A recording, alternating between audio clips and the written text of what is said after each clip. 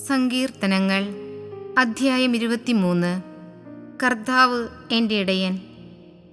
കർത്താവാണ് എൻ്റെ ഇടയൻ, എനിക്കൊന്നിനും കുറവുണ്ടാവുകയില്ല. പച്ചയായ പുൽത്തകിടിയിൽ അവിടുന്ന് എനിക്ക് വിശ്രമം അരുളുന്നു. പ്രശാന്തമായ ജലാശയത്തിലേക്ക് അവിടുന്ന് എന്നെ നയിക്കുന്നു.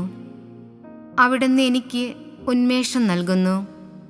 തൻ്റെ നാമത്തെ പ്രതി നീതിയുടെ പാതയിൽ എന്നെ നയിക്കുന്നു. മരണത്തിൻ്റെ നിഴൽ വീണ താഴ്വരയിലൂടെയാണ് ഞാൻ നടക്കുന്നതെങ്കിലും അവിടുന്ന് കൂടെയുള്ളതിനാൽ ഞാൻ ഭയപ്പെടുകയില്ല. അങ്ങയുടെ ഊന്നുവടിയും ദണ്ഡും എനിക്ക് ഉറപ്പേകുന്നു. എൻ്റെ ശത്രുക്കളുടെ മുൻപിൽ അവിടുന്ന് എനിക്ക് വിരുന്നൊരുക്കുന്നു. എൻ്റെ ശിരസ് തൈലം കൊണ്ട് അഭിഷേകം ചെയ്യുന്നു. എൻ്റെ പാനപാത്രം കവിഞ്ഞൊഴുകുന്നു.